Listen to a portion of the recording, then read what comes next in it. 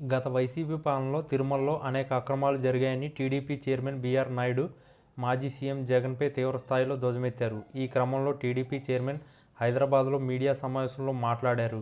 ఆయన మాజీ సీఎం జగన్ పాలనపై మరోసారి తీవ్రమైన ఆరోపణలు గుప్పించారు. గత ప్రభుత్వ పాలనలో తిరుమల కొండపై క్యాంటీన్లో వైసీపీ మాఫియా నడిచిందన్నారు. తమ సర్కారు వచ్చిన తర్వాత హోటల్ మాఫియాపై లీగల్గా ఫైట్ చేస్తున్నామన్నారు. శ్రీవారి సేవలో నిస్వార్థంగా పనిచేస్తున్నామని చెప్పారు. అదేవిధంగా ఈ 9 నెలల్లో ఒక్క రూపాయి కూడా దుర్వినియోగం కాలేదన్నారు. సాక్షి గజ దొంగలు ఇష్టం వచ్చినట్లు మాట్లాడుతున్నారని ఎద్దేవా చేశారు. జగన్, భారతిరెడ్డి, కరుణాకర్ రెడ్డి వీళ్ళంతా ఎవరని అన్నారు. మన హిందూ దేవాలయాలపై దాడి చేయడానికి వీళ్ళెవరంటూ ఏకిపారేశారు. హిందువులు మనోభావాలు దెబ్బతీసేలా మాట్లాడుతున్నారని, దమ్ముంటే జగన్, భారతిరెడ్డి తిరుమలకు వచ్చి గుండు కొట్టించుకుని నామాలు పెట్టించుకుని మాట్లాడాలని బీఆర్ నాయుడు సవాల్ విసిరారు. వాళ్ళు తిరుమల రారు, ప్రసాదాలు తినరంటూ మండిపడ్డారు.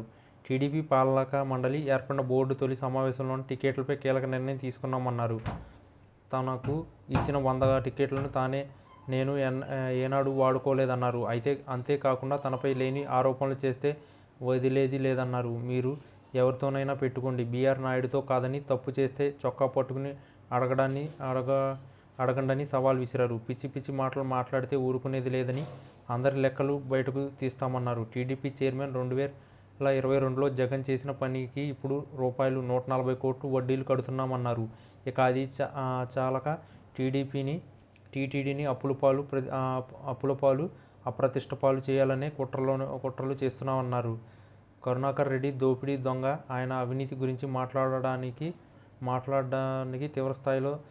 మాట్లాడుతున్నాడని తీవ్రస్థాయిలో ధ్వజమెత్తారు. కరుణాకర్ రెడ్డి చేయని అక్రమాలు లేవని, వీళ్ళంతా పెద్ద గజ దొంగలు, త్వరలోనే జైలుకు వెళ్తారని టీటీడీ చైర్మన్ అన్నారు. కరుణాకర్ రెడ్డి, ఆయన కొడుకు చేయని దందాలు లేవని బీఆర్ నాయుడు అన్నారు.